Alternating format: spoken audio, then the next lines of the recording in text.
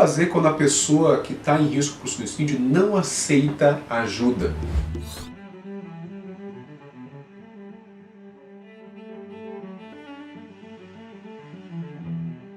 Meu nome é Rafael Moreno, sou médico psiquiatra, trabalho com prevenção do suicídio aqui no Vale do Taquari do Rio Pardo e eu gostaria de falar com você sobre esse assunto porque ele é muito importante e a gente sabe que boa parte dos casos onde a gente atende um indivíduo com tentativa de suicídio ou com ideação suicida ou com plano suicida, ele não aceita o tratamento. Isso não é uma situação incomum, é comum a gente ver isso na prática, certo? E aqui eu vou falar com vocês algumas formas da gente lidar e óbvio que quando chega num extremo a gente tem que agir de forma extrema também. Então a primeira coisa, tá? A gente vê aqui indivíduos que tem essa questão assim de dificuldade de aceitar a opinião dos outros. Essas pessoas já têm mais risco para tentar suicídio porque elas são mais rígidas em geral, tá? Tem que ser sempre do meu jeito.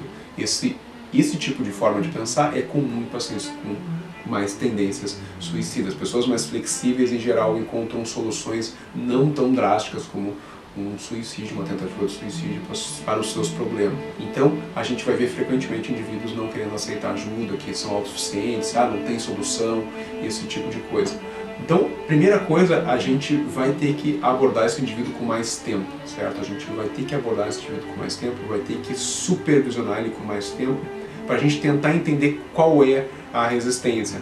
Às vezes a resistência pode ser que ele não acredita que um tratamento pode melhorar ele. E isso não é verdade. Gente, a maioria das pessoas que aceitam um tratamento psiquiátrico, psicológico, melhora. A grande maioria melhora. Óbvio que a gente não pode dizer que todas as pessoas que vão lá fazer tratamento de depressão, essas pessoas não vão ter suicídio. Óbvio que o tratamento falha, certo? Às vezes a gente não consegue tratar todo mundo. Suicídio não é 100% prevenível ou 90% prevenível, como as pessoas às vezes falam. Tem casos que a gente, infelizmente, são graves que a gente vai acabar tendo um suicídio, mas a gente tem que entender se essa resistência é porque ele acha que não vai fazer efeito tratamento e quebrar. Não, cara, a maioria das vezes o tratamento funciona, certo? E na nossa prática isso é extremamente verdadeiro. E a prática dos indivíduos que seguem o acompanhamento tem muito menos chance de vir a tentar o suicídio ou de consumar o suicídio. Tá? A primeira coisa que a gente tem que quebrar é isso aí.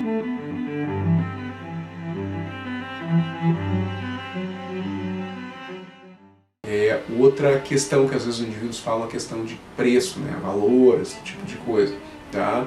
Então, a gente sabe que os sistemas públicos de saúde deveriam ter um programa específico, tá, todo município de prevenção do suicídio, certo? E lembrar que o médico ao longo da faculdade deveria ter recebido treinamento para atender caso de risco de suicídio, o psicólogo também deveria ter na sua formação.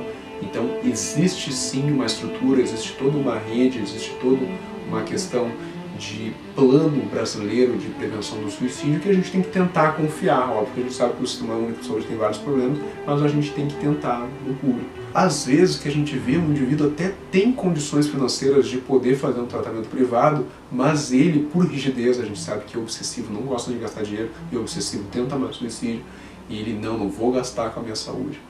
Às vezes ele gasta com a casa, com o carro, gasta com outras coisas, tá? Mas com a minha saúde ele não quer gastar. Isso é ruim, certo? Então se tem alguma questão de ser sovinha, né, que a gente fala, né, de não querer gastar dinheiro, a gente tem que tentar identificar e tentar bloquear. Às vezes a gente consegue ver uma forma de pagar por fora, o indivíduo lá, o profissional, então isso é uma forma da gente vir a conseguir quebrar essa questão de não querer pagar em função do atendimento. Óbvio que quando a gente conversa, tenta identificar e o indivíduo ele acaba explicitando que tem um plano suicida, tá? Que não, olha, não adianta, eu vou me matar desta forma.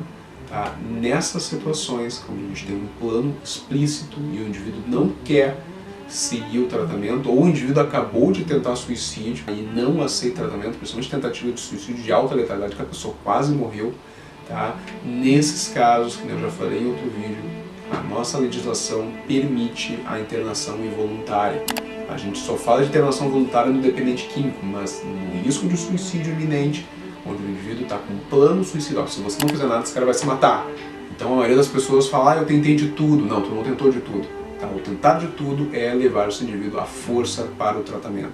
Então, na maioria das vezes, quando a gente se posiciona dessa forma, o indivíduo vai ao tratamento, tá, gente?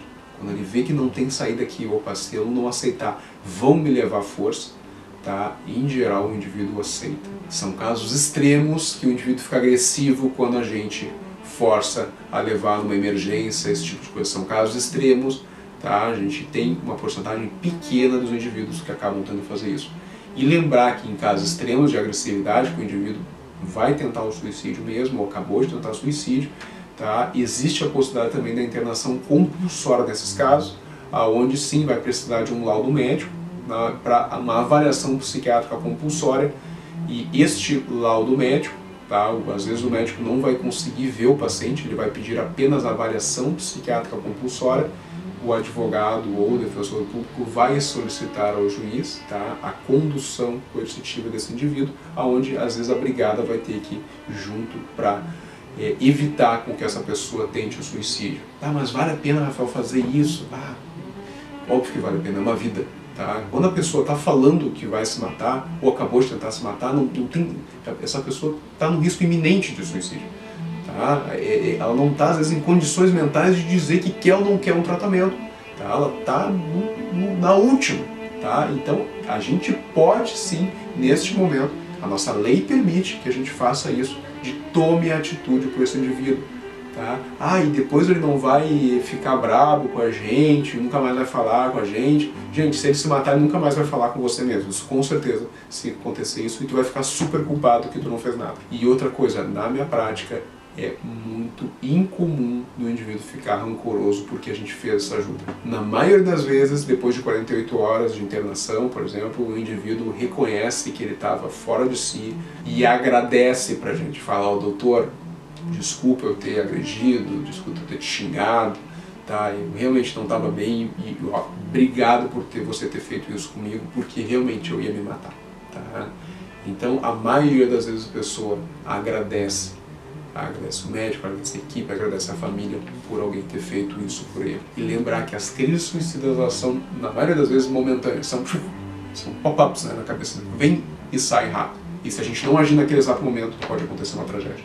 Então, gente, espero ter ajudado vocês. Todo vídeo curte aqui, compartilha, se inscreve no canal, porque tem um monte de material aqui que a gente está postando, já postado, que você pode aprender bastante sobre prevenção do suicídio. E espero que vocês nos sigam aí nas redes sociais. Um abraço.